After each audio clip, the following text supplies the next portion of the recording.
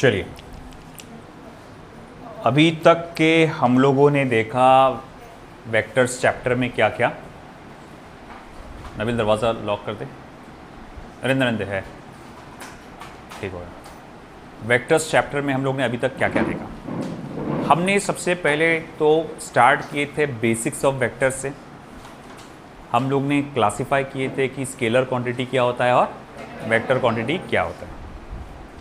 फिर उसके बाद हमें पता चला था स्केलर क्वांटिटी वो होता है जो सिर्फ और सिर्फ मैग्नीट्यूड पे डिपेंड करता है, और वेक्टर क्वांटिटी जो magnitude as well as direction पे डिपेंड करता है। फिर हमने कहा था कि प्रेजेंटेशन ऑफ वेक्टर कैसे होता है। जब भी आप वेक्टर की वैल्यू को लिखते हैं एक सिंबल के साथ, तो उस सिंबल के ऊपर आपको एक एरो या फिर एक बार देना पड़ता है, और जैसे ही आपने वैल्यू के ऊपर सिंबल के ऊपर बार या एरो दे दिया, इसका मतलब आपको वैल्यू को के साथ साथ डायरेक्शन मेंशन करना भी ज़रूरी है। फिर आप magnitude multiply by direction multiply by unit आगे पीछे चल जाता आप लिखते हैं। फिर हम लोग ने अगला पार्ट क्या देखे थे, हम लोग ने आई थिंक शायद क्या था अगला, मैग्नीट्यूड वही था ना। हाँ, calculating the magnitude of unit vector. Okay, magnitude of a vector given vector. हमारे पास अगर कोई एक वेक्टर दिया हुआ है तो उसका मैग्नीट्यूड हम लोग कैसे कैलकुलेट करेंगे, हमें वो सीखा था। मैग्नीट्यूड क्या होता है, हम डायरेक्शन में ना देखकर हम डायरेक्ट उसकी वैल्यू देखते हैं कि जिस पर्टिकुलर डायरेक्शन में आपका है उसी डायरेक्शन में उसकी वैल्यू क्या है। जैसे मिसाल के तौर पे मैं बोलूँगा वो फलाना शख्स कहाँ बैठा हुआ है, तो बोलेंगे आप एक्स एक्सिस पे 3 मीटर जाओ, वाई एक्सिस पे 4 मीटर जाओ, आपको वो फलाना शख्स मिल जाएगा। मैं कहूँगा ऐसा ऐसा घूम फिर के क्यों जाऊँ, मैं डायरेक्ट चले जाऊँ तो अगर मैं डायरेक्ट जाऊँ तो कितना पड़ेगा, है ना, तो 5 पड़ेगा वो, उसी को अपन मैग्नीट्यूड बोलते थे। फिर आपने ये भी देखा था कि मैग्नीट्यूड निकालने का तरीका क्या था, एक्स कंपोनेंट का स्क्वायर, वाई कंपोनेंट का स्क्वायर, फिर जेड कंपोनेंट का स्क्वायर। फिर उसके बाद जो कुछ आया था वो था यूनिट वेक्टर। यूनिट वेक्टर क्या होता है, एक ऐसा वेक्टर जिसकी मैग्नीट्यूड यानी जिसका वैल्यू क्या होता है 1। जनरली वो इस्तेमाल क्यों किया जाता है, डायरेक्शन बताने के लिए। फिर यूनिट वेक्टर से बना था ऑर्थोगोनल यूनिट वेक्टर।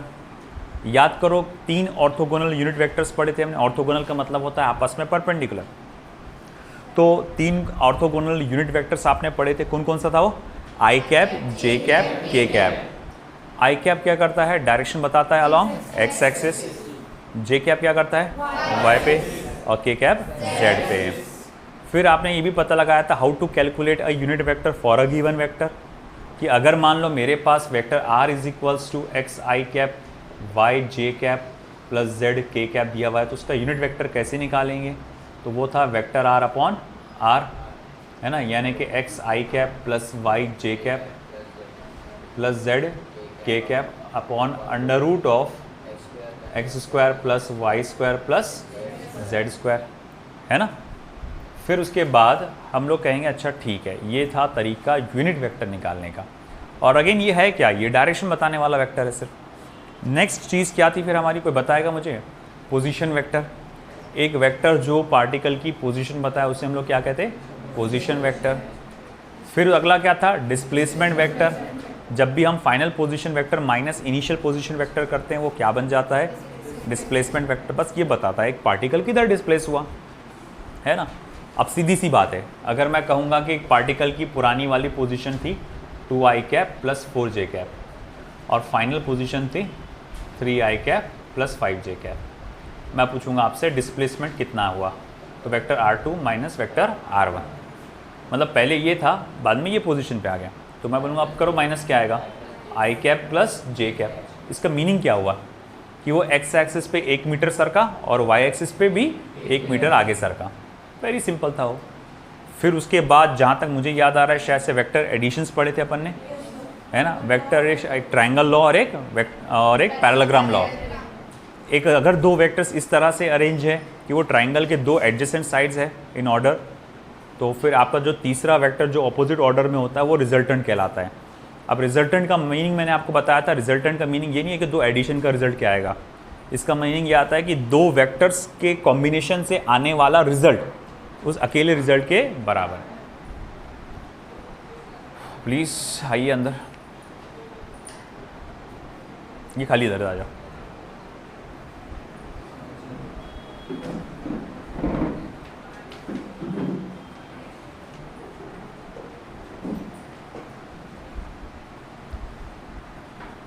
ओके, तो हम लोग ने ये देखा था आपके वेक्टर एडिशन में, triangle law of vector addition में।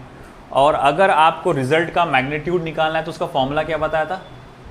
Under root of P square plus Q square plus twice P Q cos theta, जहाँ पर थीटा क्या होता था? Angle between vector P and Q. ठीक है, फिर हम लोग ने इसी तरह का parallelogram law of vector addition भी देखा था। अगर दो वेक्टर्स एक पैरेललोग्राम के दो एडजेसेंट साइड्स बन जाते हैं तो उनका जो रिजल्टेंट है वो डायगोनल होता है ना, और उस रिजल्टेंट का वैल्यू भी आप इसी फॉर्मूले से निकालते हैं। आई बस में, तो ये कुंजम कुंजम मतलब थोड़ा बहुत छोटा मोटा जो बेसिक फॉर्म में हम लोग ने देखा था। अब हमारा अगला पार्ट जो है वो है सब्ट्रैक्शन ऑफ टू वेक्टर्स। सारी चीज़ों को ऑन रखना, आँखों को, कानों को, दिमाग को, प्रेजेंस ऑफ माइंड, ये सारी चीज़ें। दिमाग ऑन है मगर कहीं और ऑन है तो ये गलत हो जाएगा, है ना, क्योंकि अब जो आने वाला है सब्ट्रैक्शन ऑफ टू वेक्टर्स, थोड़ा सा इसमें इमेजिनेशन वाला पार्ट है, थोड़ा सा हमें एक्स्ट्रा मेहनत करना पड़ती है। ठीक है, लेट्स सी।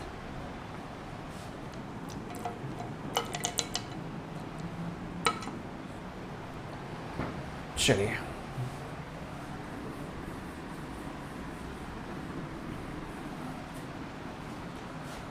अब छुट्टियां हो गई ख़त्म। अब यहाँ से कोई छुट्टी नहीं है, नॉन स्टॉप चलना है अपने को, है ना, फुल स्पीड से।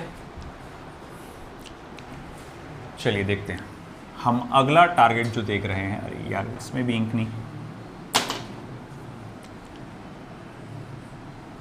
Subtraction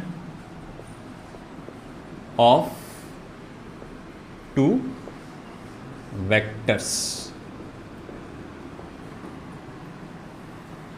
Subtraction of two vectors. Case number 1, based on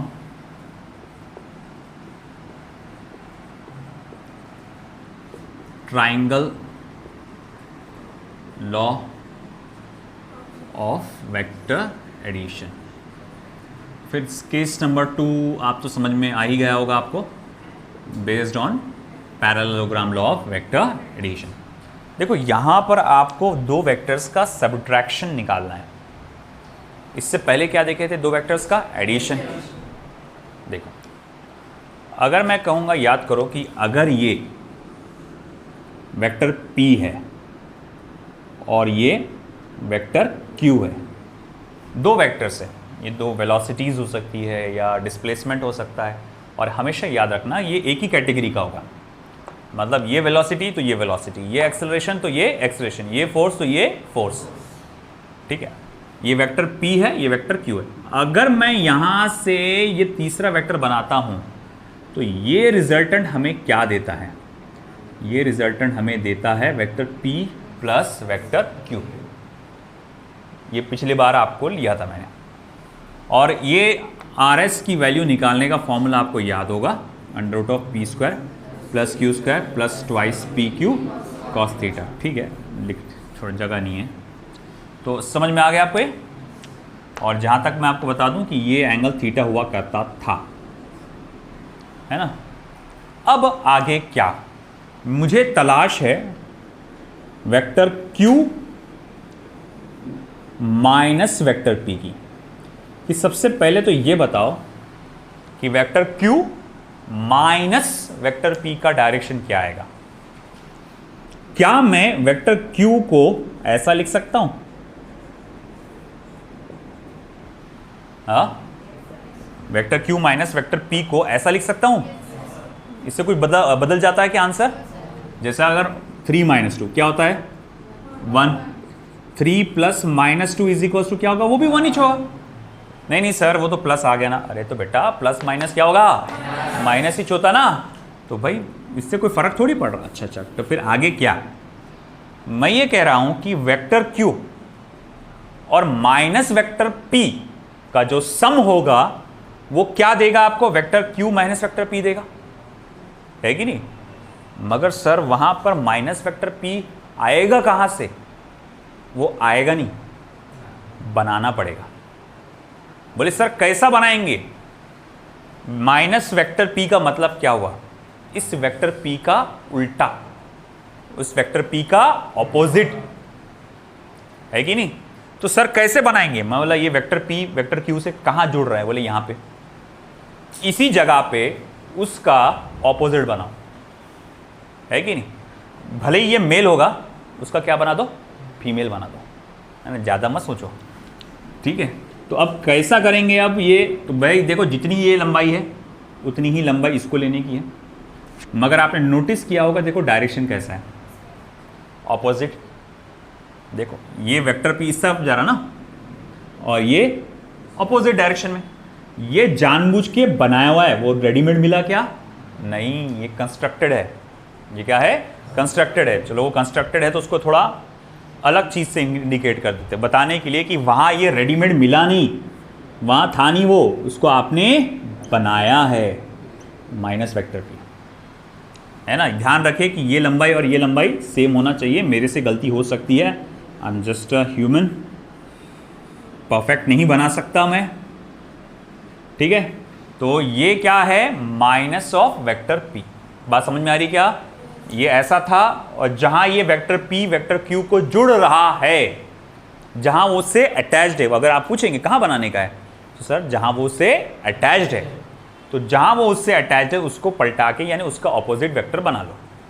तो जैसे ये वेक्टर p था, उसका आपने ऑपोजिट वेक्टर बना लिया, साइज में बिल्कुल वैसा ही है, पैरेलल है उसके, मगर डायरेक्शन में कैसा है? ऑपोजिट। आई बस में। अब मैं क्या करूंगा? अब मैं इसको जोड़ूंगा इस तरह से, तो देखो अब ये क्या होगा? माइनस वेक्टर p और वेक्टर q, ये दोनों ऑर्डर में है या नहीं है, मुझे बताओ। माइनस वेक्टर p का एरो देखो, और वेक्टर q का एरो देखो, है?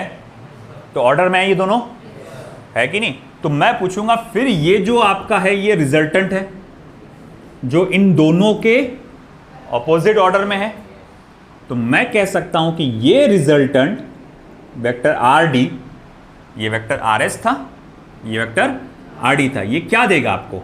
आप कहेंगे सर वो minus vector p plus vector q देगा, minus vector p plus vector q देगा, इसका प्लस इसका सम। मतलब सर मैं इसको कैसे लिख सकता हूं? ऐसा लिख सकता हूं क्या मैं घुमा के? जी बिल्कुल लिख सकते हैं आप। तो फिर ये प्लस माइनस क्या हो जाएगा? माइनस, तो vector q minus vector p। आया समझ में आपको?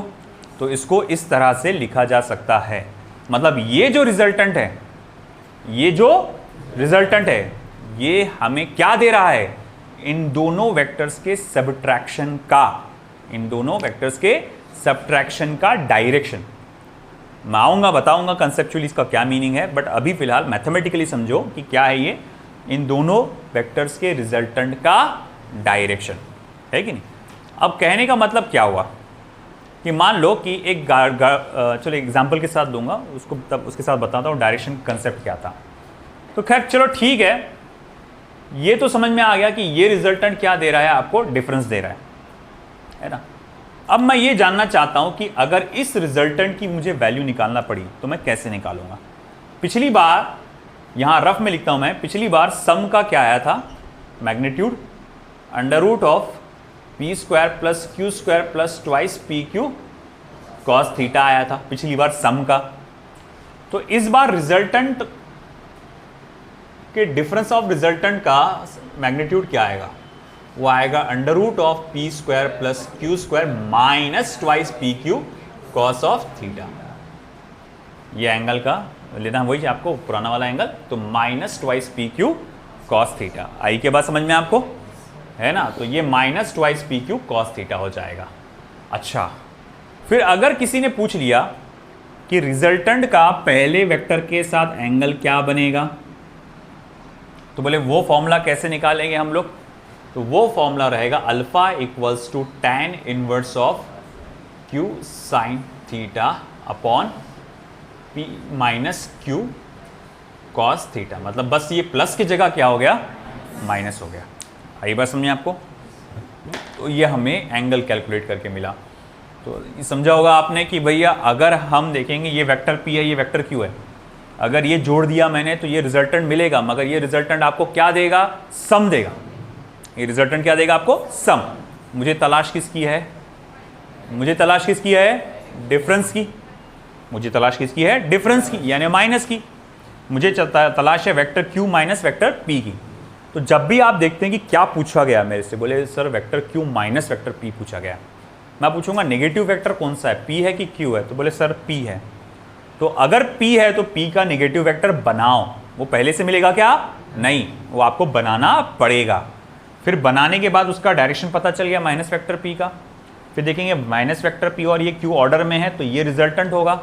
अच्छा, ये रिजल्टेंट क्या बताएगा? इन दोनों वेक्टर्स का माइनस, देखो माइनस वेक्टर पी और प्लस वेक्टर क्यू का सम बताएगा। माइनस वेक्टर पी और प्लस वेक्टर क्यू का सम बताएगा, मगर सिर्फ वेक्टर पी और वेक्टर क्यू का क्या बताएगा? डिफरेंस। बात समझ रहे क्या? है ना? अनस समझा? तो ये इस तरह से आप रिजल्ट कैलकुलेट करते हैं। अब ये चीज का यूज कहां कहां होता है? तो पहले हमें ये देखने में आता है motion in a plane chapter में। मोशन इन अ प्लेन, जैसे अभी आएगा वेक्टर्स के बाद मोशन अ स्ट्रेट लाइन, फिर उसके बाद मोशन अ प्लेन, वहां देखने को मिलता है। लॉज ऑफ मोशन चैप्टर में, है ना, न्यूटन सेकंड लॉ के प्रॉब्लम सॉल्व करते वक्त ये बनता है। कुछ फॉर्मूले मैं आपको अभी डिराइव करके बताऊंगा इसी के बेसिस पर, वो आपके लिए आगे जाके शॉर्टकट फॉर्मूले बन जाएंगे। अगर आप अभी से इस चीज़ को याद रखेंगे वो बहुत इजीली आगे के प्रॉब्लम हो जाएंगे आपसे, है ना। तो हल्का सा थोड़ा ज़्यादा है, सोचना पड़ता है आपको, थोड़ा ज़्यादा दिमाग चलाना पड़ता है। यहाँ पर आपको डायरेक्ट नहीं मिलता कुछ, यहाँ कुछ चीज़ें कंस्ट्रक्ट करना पड़ती हैं। ये डायग्राम जो है हमें बनाने में, ये बताने में हेल्प करता है कि रिजल्टेंट जो है, मतलब जो चेंज इन वेक्टर्स है उसका डायरेक्शन क्या है। बोले कैसे? एक एग्जाम्पल के साथ बताता हूँ मैं आपको।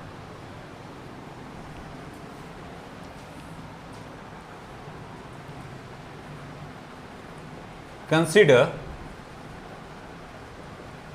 a vehicle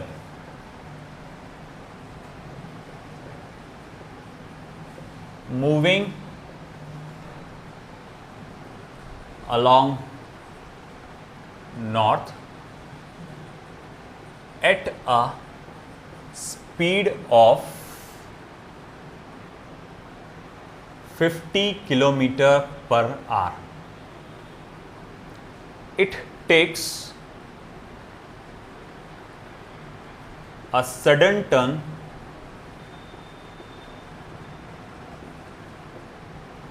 at east while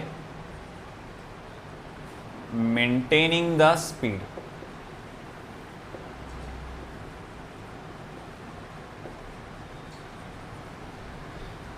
Calculate the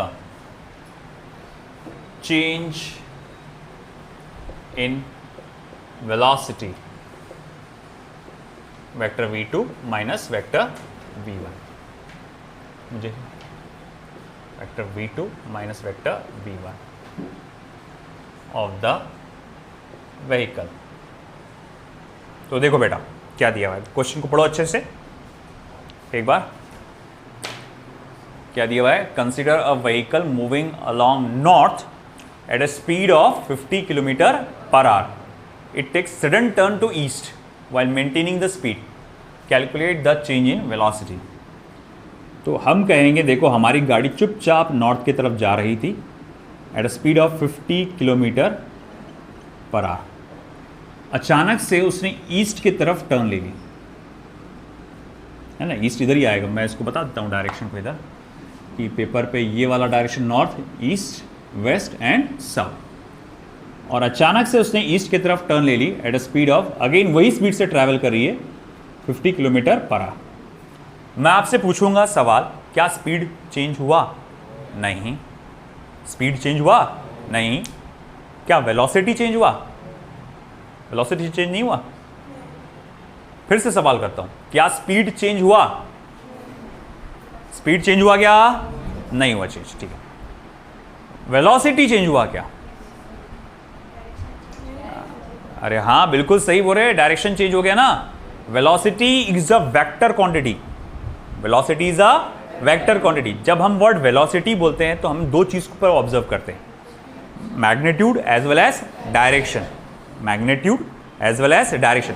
अब मैग्नीट्यूड का मतलब क्या होता है? सिर्फ वैल्यू, और डायरेक्शन आपको मालूम है डायरेक्शन क्या होता है। अगर सिर्फ मैग्नीट्यूड बदल रहा है, मान लो गाड़ी सीधी सीधी जा रही है, बेटा मेरी तरफ देखो, गाड़ी सीधी सीधी जा रही है, कितने की स्पीड से? 50 की। अचानक उसकी स्पीड बढ़ा लिया, 50 से कहाँ हो गया? 60। 50 से क्या हो गया? 60। डायरेक्शन चेंज हुआ क्या? डायरेक्शन चेंज हुआ? नहीं। सिर्फ क्या चेंज हुआ? मैग्नीट्यूड, तो भी वेलोसिटी चेंज हुआ।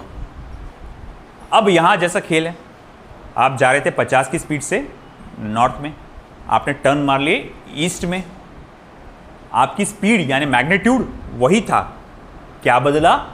डायरेक्शन बदला। क्या बदला? डायरेक्शन बदला। समझ में आया बेटा? तो सिर्फ डायरेक्शन बदला तब भी वेलोसिटी बदल गई। अब अगर मान लो मैग्नीट्यूड के साथ साथ डायरेक्शन दोनों बदलते हैं, तब भी वेलोसिटी बदल जाता है। मान लो आप 50 की स्पीड से जा रहे थे, आपने राइट में टर्न मारे और आपकी स्पीड 40 हो गई। मैं पूछूंगा मैग्नीट्यूड बदला क्या? जी हाँ बदला। डायरेक्शन बदला क्या? आप कहेंगे जी हाँ बदला, दोनों बदले। जिसकी वजह से मैं ये कहूँगा कि यहाँ पर वैल्यू के साथ साथ डायरेक्शन दोनों चेंज हुआ है, इसीलिए वेलोसिटी चेंज हुआ गया। याद रखना, जब ये वर्ड वेलोसिटी आता है तुम्हारे सामने, तो आपको दो चीज़ों पे फोकस करना है, एक है मैग्नीट्यूड, दूसरा है डायरेक्शन। दोनों में से कोई एक या दोनों भी चेंज हो जाए तो वेलोसिटी क्या हो जाएगी? चेंज हो जाएगी। अब यहाँ क्या चेंज हुआ? डायरेक्शन। क्या चेंज हुआ? डायरेक्शन।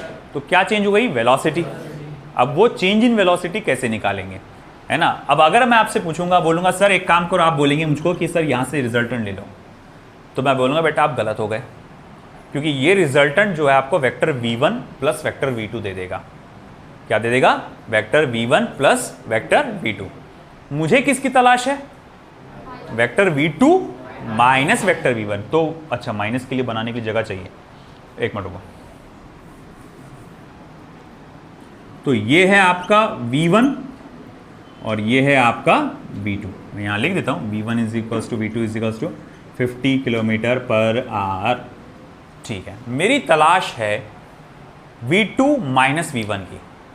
मैं पहले आपसे पूछूंगा, जब आप बोल रहे हो कि vector v2 minus vector v1 क्या होगा, आपकी तलाश है vector v2 minus vector v1 क्या होगा, तो इसमें निगेटिव वेक्टर कौन सा है? v1 है कि v2 है?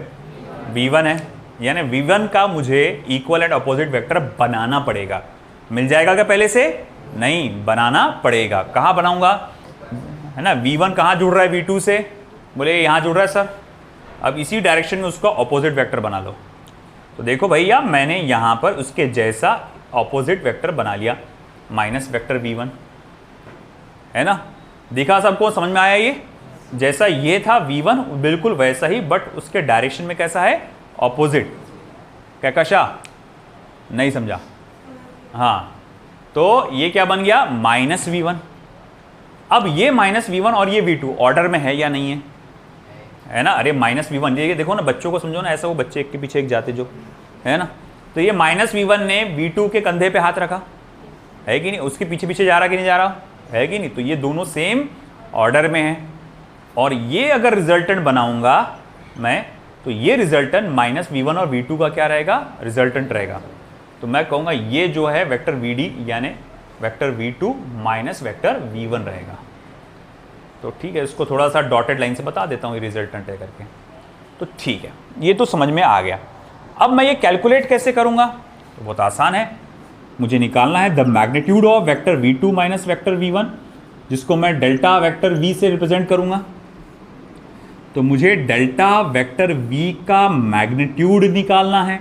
मैं कैसे निकालूंगा? तो सर उसका फॉर्मूला है v1 का स्क्वायर प्लस v2 का square minus twice of v1 v2 cos of 90 degree, है ना? बोले 90 कैसे?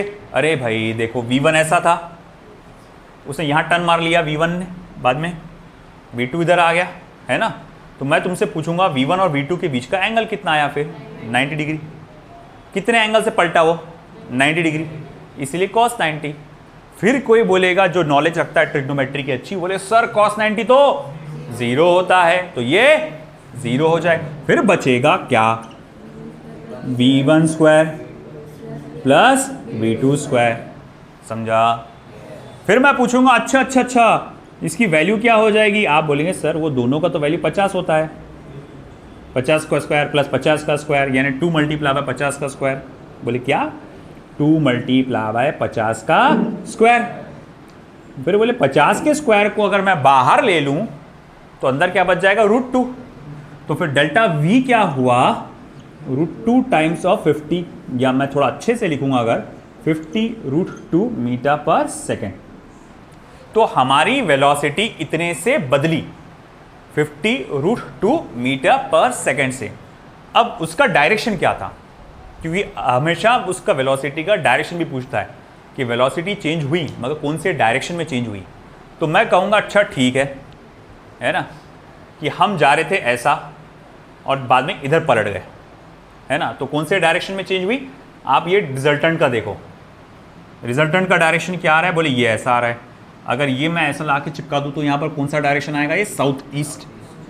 तो मैं लिखूंगा कि हमारी चेंज इन वेलोसिटी जो है 50 √2 मीटर पर सेकेंड साउथ ईस्ट। ये इस तरह से हम लोग डायरेक्शंस कैलकुलेट करते हैं। तो जैसे मैंने कहा था ये डायग्राम किस लिए ज़रूरी है, डायरेक्शन बताने के लिए। जो रिजल्टेंट बनाते हैं ना, अगर मान लो आपसे सिर्फ मैग्नीट्यूड पूछा है तो ये डायग्राम बनाने की जरूरत भी नहीं, आप डायरेक्टली बोल सकते हैं अरे कुछ खास नहीं रहे, v1 square plus v2 square minus twice v1 v2 cos theta 90 है, cos 90 0 होता, बस ये कर लो, सॉल्व हो गया। मगर ये डायग्राम आप जो बना रहे हैं ये क्यों बना रहे हैं, ताकि वो डिफरेंस का रिजल्टेंट का डायरेक्शन बता सके हो। आई बात समझ में, है ना। देख लो एक बार अच्छे से, v1 वेलोसिटी से नॉर्थ में जा रहे थे, v2 वेलोसिटी से फिर ईस्ट में पलट गए, है ना। तो आप ये पूछेंगे कि भैया जब आप पलट गए तो वेलोसिटी में कितने का चेंज आया, कितने का चेंज आया। अब आप बोलेंगे सर कहाँ से चेंज आया, वो तो सेम स्पीड से जा रहा। बेटा स्पीड सेम है, वेलोसिटी बदल गई क्योंकि वो एक वेक्टर क्वांटिटी है। तो मैं बोलूँगा कितने का चेंज आया, कैलकुलेशन करके बताया 50 √2 मीटर पर सेकेंड का चेंज आया, यानी इस डायरेक्शन से पलट के आप इस डायरेक्शन में आ गए 50 √2 मीटर पर सेकेंड। मतलब वही होता है, कहने का मतलब आपने वेलोसिटी बदल दी अपने और उधर चले गए, इससे अच्छा डायरेक्ट चले जाते उतनी स्पीड से उतनी देर में वहीं पहुँच जाते। तो समझ में आया ना। रिजल्टेंट याद है पिछली बार का, मैंने कहा कि ठीक है पहले आप गाड़ी इधर गए फिर इधर घुमाएं, इतना लंबा चौड़ा आपने वो किया, तो भाई टोटल वैल्यू क्या हुई, तो आपने बोला यहाँ पर पहुँचे थे आप। तो वैसे ही ये भी आपका है कि भाई आपने गाड़ी को पलटाया, उसके वजह से डायरेक्शन चेंज हुआ, उससे अच्छा इस डायरेक्शन में आप चले जाते, उसी मंजिल पे आप पहुँच जाते। खैर ये हमने देखा कि रिजल्टेंट का क्या है, मैग्नीट्यूड कैसे निकालते हैं, और वो जो डायरेक्शन आपने कैलकुलेट किया रिजल्टेंट का, उससे हमें ये पता चला कि चेंज इन वेलोसिटी का डायरेक्शन क्या होगा। ठीक है, तो ये था हमारा सब्ट्रैक्शन ऑफ टू वेक्टर्स। थोड़ी सी इसकी प्रैक्टिस अच्छी करना पड़ेगा, है ना। मेन क्या याद रखना है, मेन डायरेक्शन बनाना रिजल्टेंट का, और दूसरा ये फॉर्मूला, ये दो मेन चीज़ें। ये दो चीज़ों पर कमांड हासिल हो गया तो तुम वेलोसिटी उसका सॉल्व कर सकते हो easily, subtraction of two vectors के। चलो लिखो,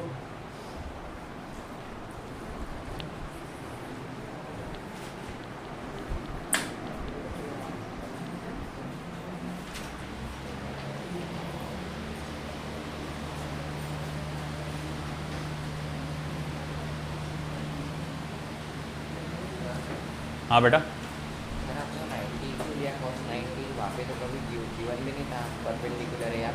हमको मालूम है कि नॉर्थ डायरेक्शन और ईस्ट डायरेक्शन ये आपस में परपेंडिकुलर होते हैं, है ना। नॉर्थ और ईस्ट परपेंडिकुलर होते हैं।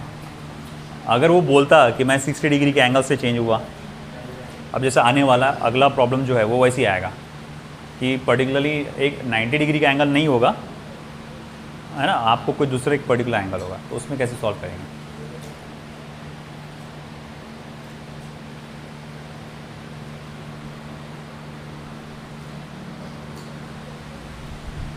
ये सब एक्चुअली प्रॉपर तरीके से डेरिवेशन के साथ बताना चाहिए, बट उतना डेरिवेशन को लेकर हमको फ़ायदा नहीं है, इसीलिए मैं डायरेक्ट फॉर्मूलों पे जंप कर रहा हूँ। अगर आपको डिटेल डेरिवेशंस देखना है तो मैं नोट्स प्रोवाइड जो करने वाला हूँ विद इन फ्यू डेज, तो उसमें आपको ये मिल जाएगा।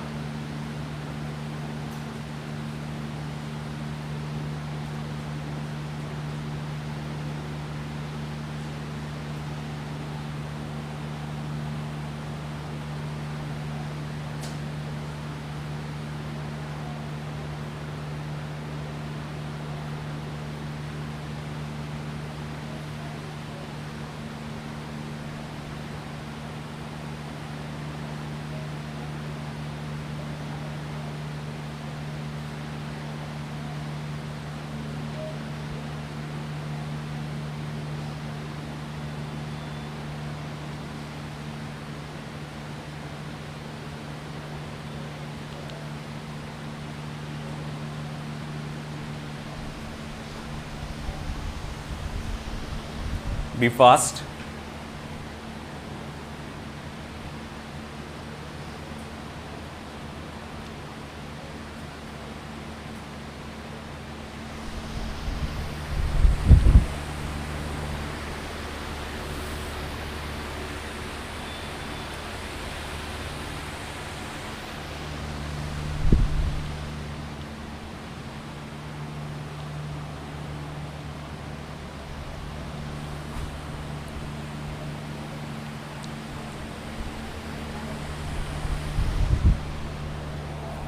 लिख लिया बेटा आपने?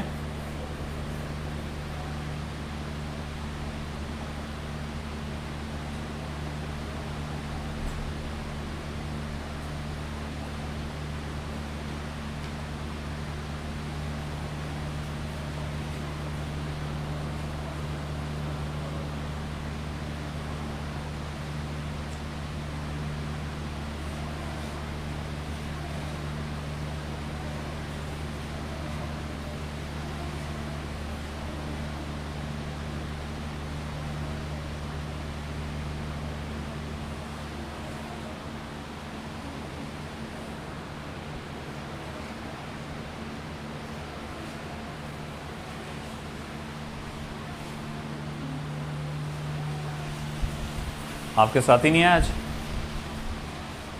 हाँ बेटा, साथ ही नहीं है आपके? आए नहीं अभी तक?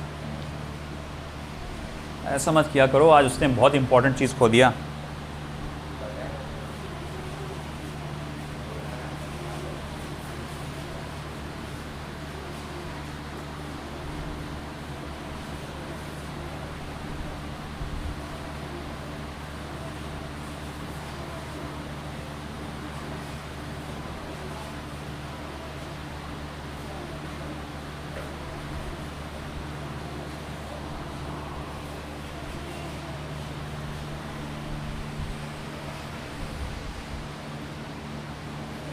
हाँ बेटा,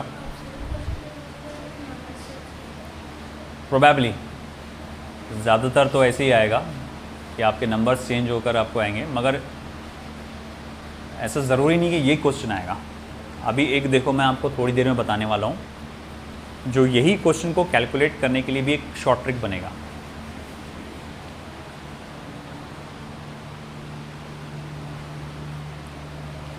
इधर का पार्ट हो गया आपका केस 1, ये जो लेफ्ट कॉलम है। फिर मैं आपको एक क्वेश्चन लिख के दे रहा हूँ जो इसी पर बेस्ड है।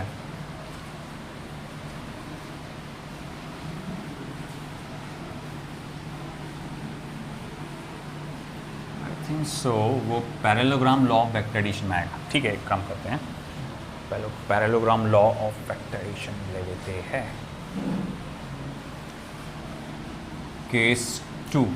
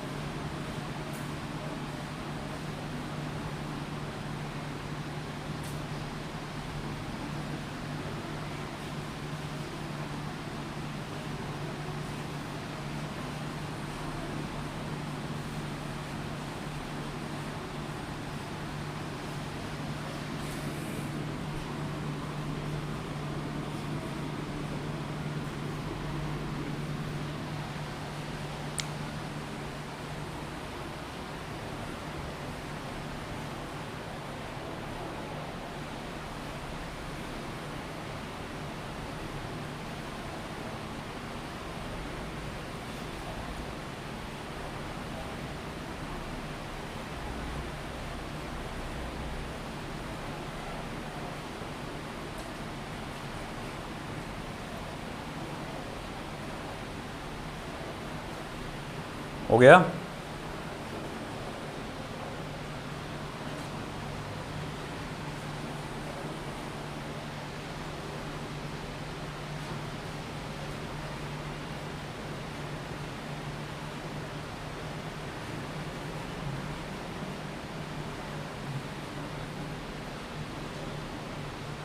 B fast.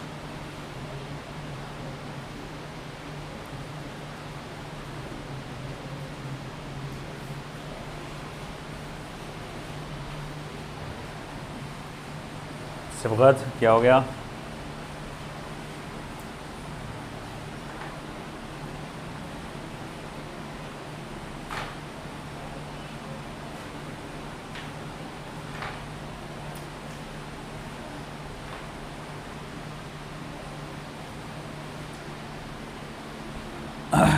Ready for the next one?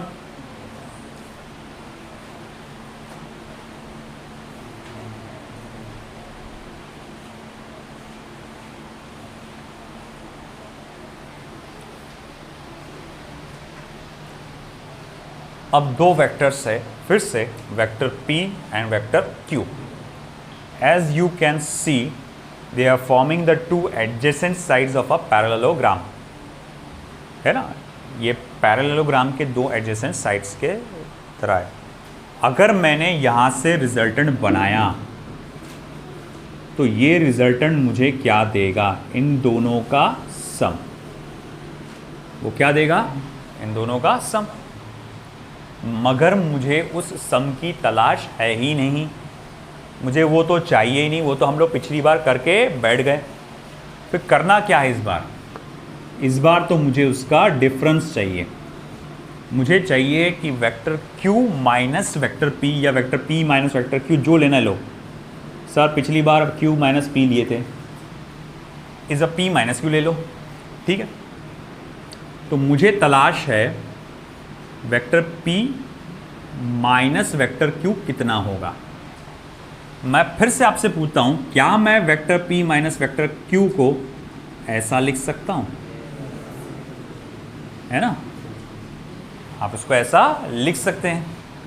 बोले सर ठीक है, कैसा होगा? अब मैं आपसे ये पूछूंगा, वेक्टर P और वेक्टर माइनस वेक्टर Q आप निकाल रहे हैं, इसमें नेगेटिव वेक्टर कौन सा हुआ? Q है। P है कि Q है? Q है। तो मुझे उसका नेगेटिव वेक्टर यानी इक्वल और ऑपोजिट वेक्टर बनाना पड़ेगा। मैं बोलूँगा वेक्टर Q वेक्टर P के साथ कहाँ जुड़ा हुआ है? इस पॉइंट पे। तो इसी पॉइंट पे इसके बराबर मगर इसके डायरेक्शन में इससे ऑपोजिट मुझे बनाना पड़ेगा। तो ठीक है, इसके बराबर मगर डायरेक्शन में इसके ऑपोजिट में बनाऊंगा। कहाँ गए रे ब्लू पेन? इधर। तो देखो भाई, ये पहले से मौजूद नहीं है, वो बनाया जा रहा है वहाँ पे।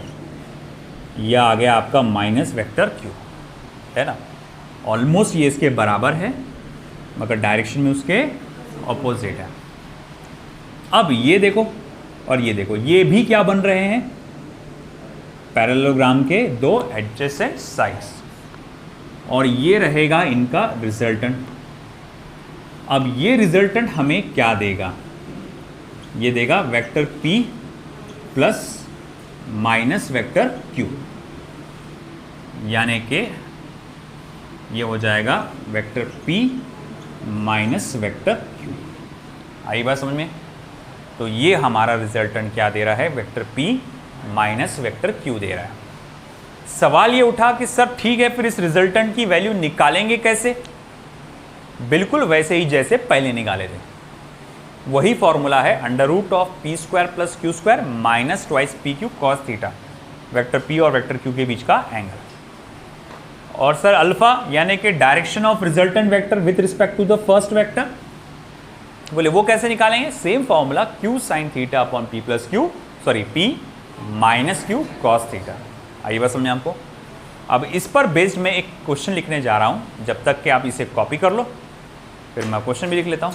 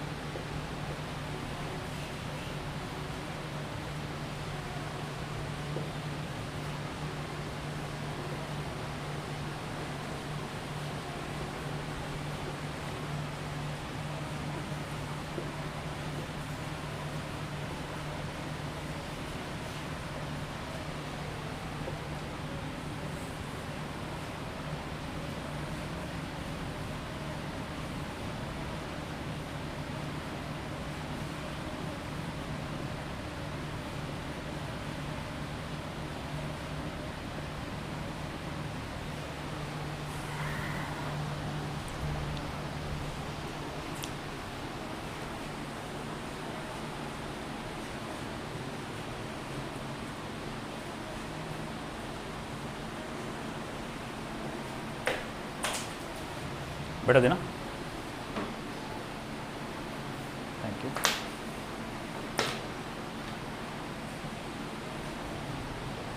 पैरेललोग्राम बनना चाहिए बेटा। आपने जो डंडी बनाई है ये इसके पैरेलल होना चाहिए, है क्या पैरेलल हो? वहाँ पर भी गलत किया आपने, इसीलिए पेन से नहीं बनाना डायग्राम कभी भी, पेंसिल से काटा उसको, डायग्राम गलत है वो। ये पैरेललोग्राम बनना चाहिए यहाँ पे, इत्मीनान से करो।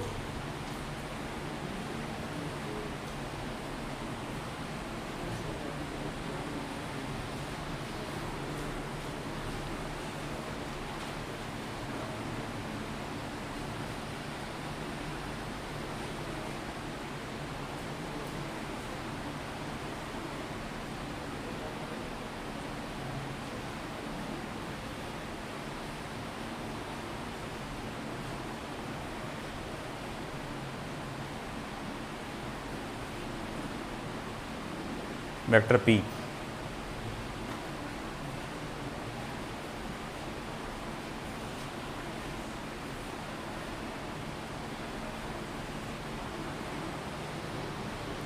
हुआ बेटा?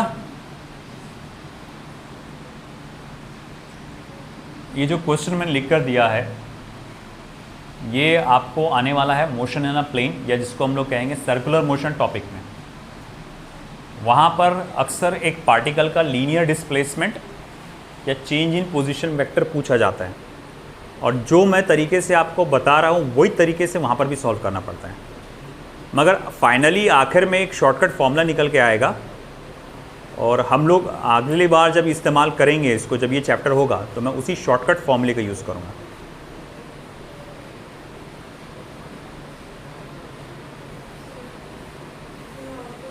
यस नबील, बंद कर दो। चलिए रेडी, सब लोग रेडी? अब ध्यान दो इधर बेटा। एक पार्टिकल है जो यूसीएम का मतलब होता है यूनिफॉर्म सर्कुलर मोशन, यानी लगातार एक ही स्पीड से गोल गोल गोल गोल घूम रहा है in anti clockwise manner as shown in figure. मान लो वो एंटी क्लॉकवाइज मैनर में गोल गोल घूम रहा है। वो कह रहा है कैलकुलेट करो चेंज इन पोजीशन वेक्टर, और चेंज इन पोजीशन वेक्टर किसके इक्विवेलेंट होता है? डिस्प्लेसमेंट के इक्विवेलेंट होता है। तो वो आपसे जो पूछ रहा है, वो आपसे पूछ रहा है कि चेंज इन पोजीशन वेक्टर या फिर डिस्प्लेसमेंट कितना होगा। वैसे एक वर्ड मुझे वहाँ डालना चाहिए था, कैलकुलेट द मैग्नीट्यूड ऑफ,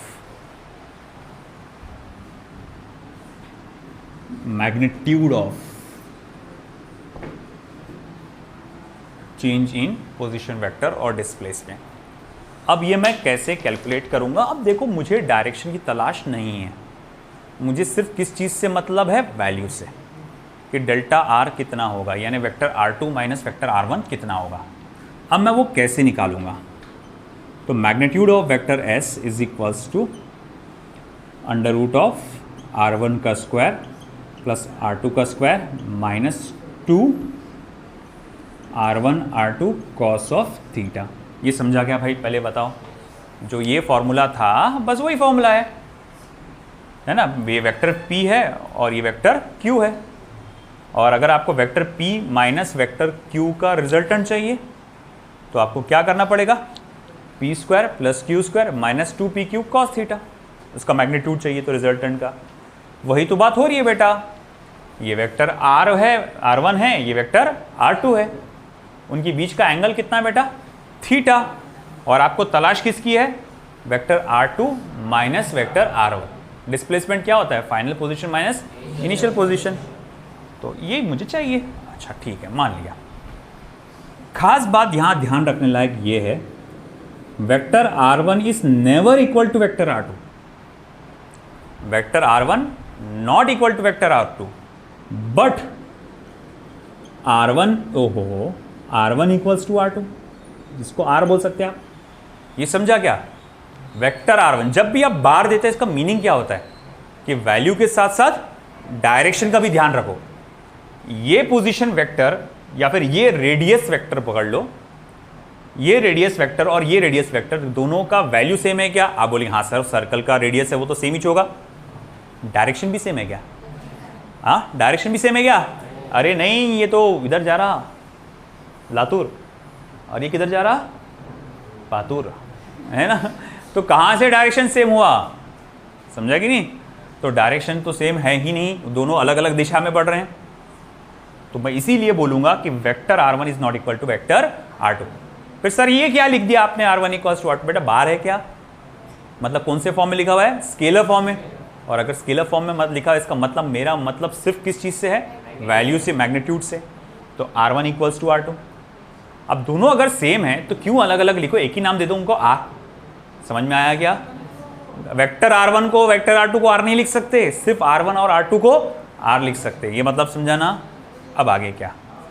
क्यों ना मैं इसकी वैल्यू यहां डाल दूं? तो बोले इससे फिर कैसा हो जाएगा? मैग्नीट्यूड ऑफ वेक्टर s या फिर डेल्टा वेक्टर r भी बोल सकते हैं आप इसे। Magnitude of delta vector r it is equals to r का स्क्वायर प्लस r का स्क्वायर माइनस 2r का स्क्वायर कॉस ऑफ थीटा। अच्छा, बोले ठीक है भाई, मान लिया। अब आगे क्या?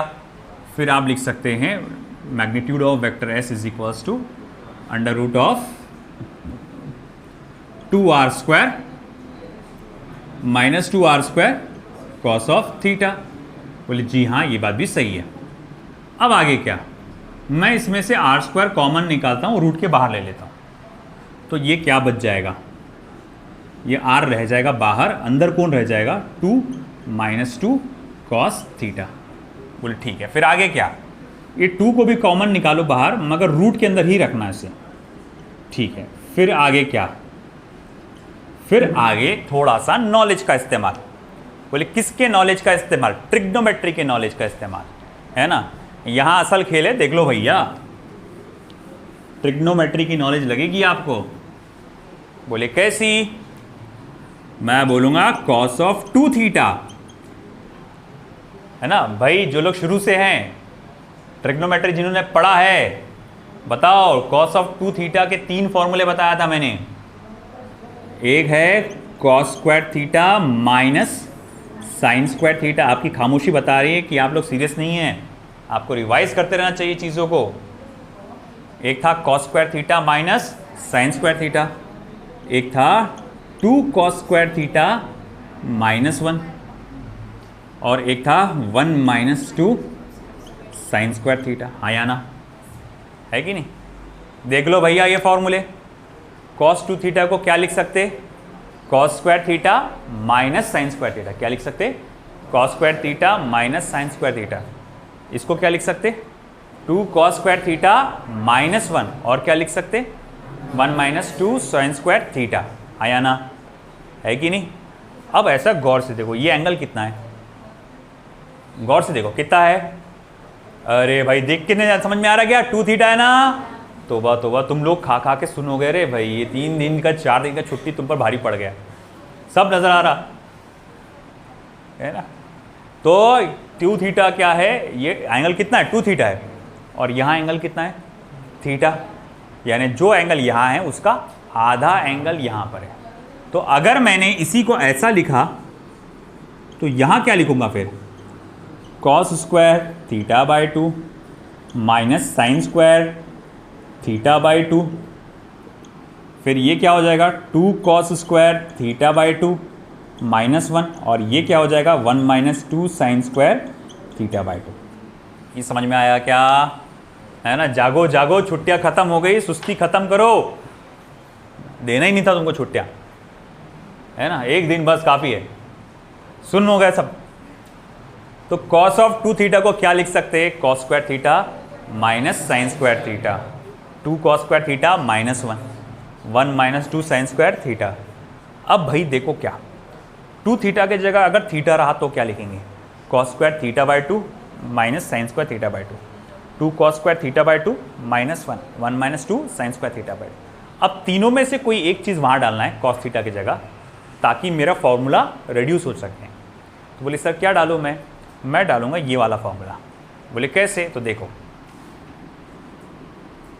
r under root of 2 1 minus cos theta के जगह क्या लिखना है? 1 minus 2 sine square theta by 2। तो मैं कॉस थीटा के जगह लिखूंगा 1 minus 2 sine square theta by 2, है ना। मैंने कॉस थीटा की जगह लिखा 1 minus 2 sine square theta by 2। अब ये ब्रैकेट को ओपन करो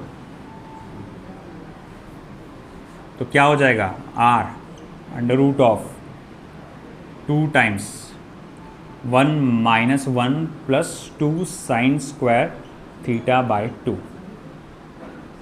फिर क्या, ये 1 माइनस 1 क्या हो जाएगा, कैंसिल, ये 2 इससे मल्टीप्लाई होगा और क्या बनेगा, r 4 sign square theta by 2, है ना।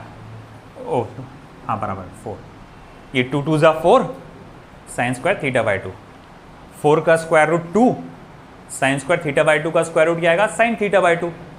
तो फिर ये निकलेगा 2r sign theta by 2, twice r sine theta by 2।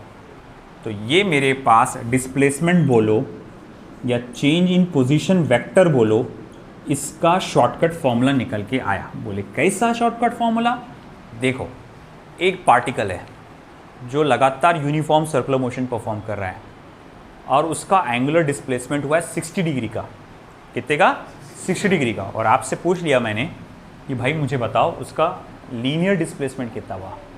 Linear displacement अलग है, एंगुलर डिस्प्लेसमेंट अलग है ना।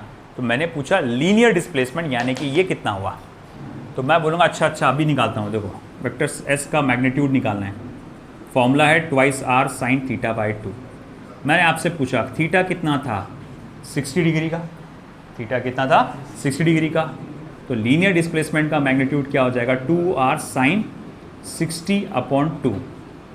60/2 क्या होता, 30, साइन 30 कितना होता, 1/2, 2 कैंसिल, क्या हुआ, r, है ना। r डिस्टेंस मतलब वो कितना चल के गया यहाँ से यहाँ, r डिस्टेंस।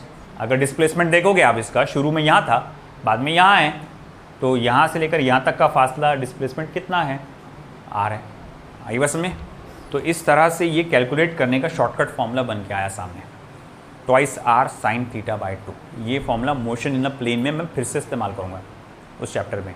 मगर ये देखो कैलकुलेशन बना कैसे, बिल्कुल वही फॉर्मेट से बना है कि। अब अगर इसी तरह एक ऐसा सवाल करता हूँ मैं, एक पार्टिकल है जो यूनिफॉर्म सर्कुलर मोशन परफॉर्म कर रहा है, जो क्या कर रहा है, यूनिफॉर्म सर्कुलर मोशन परफॉर्म कर, और मैं आपसे पूछ लूँ चेंज इन वेलोसिटी का फॉर्मूला क्या बनेगा, चेंज इन वेलोसिटी का फॉर्मूला क्या बनेगा। तो कोई बता सकता है, particle uniform circular motion perform कर रहा है, चेंज इन वेलोसिटी का फॉर्मूला क्या बनेगा, शॉर्टकट फॉर्मूला वही बनेगा twice v sign theta by 2। बोले क्या बात कर रहे, बताते हैं, पहले लिख डालो फिर मैं वो बताता हूँ कैसे आएगा, है ना। लिख लो लिख लो,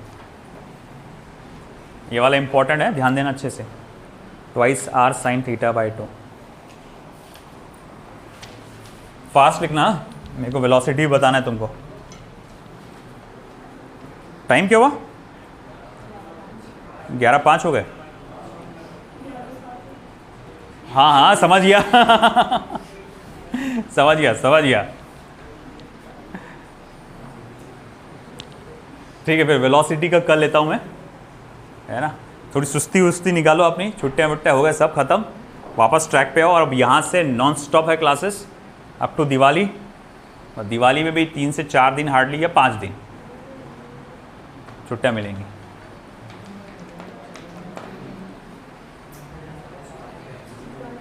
सुबह की बैच प्रोबेबली शायद, मतलब एग्जैक्ट मैं कल बताऊंगा आपको, प्रोबेबली वेंसडे से स्टार्ट होगी सुबह 7 से 8 रिवीजन बैच। जो लोग लेट ज्वाइन हुए हैं, है ना, उनको शुरू से ट्रिग्नोमेट्री से लेकर पूरा यूनिट्स एंड मेजरमेंट तक के सिखाया जाएगा। ओके, अब क्या प्रॉब्लम आ रही, छोड़ने वाला नहीं है, घर पे होंगे ना कोई बड़े, तो ऑटो करके आ जाओ। सैक्रिफाइस तो करना पड़ेगा कुछ चीज़ों को। मेरा टाइम एडजस्ट नहीं होता, 8 से लेकर लगातार 2 बजे तक, फिर 4 बजे 3:30 बजे से लेकर लगातार 6 बजे तक के, बल्कि 8 बजे तक के मैं पैक हूँ। फिर पहले तो आप लोग सब लोग ने बड़े उससे बोले थे हाँ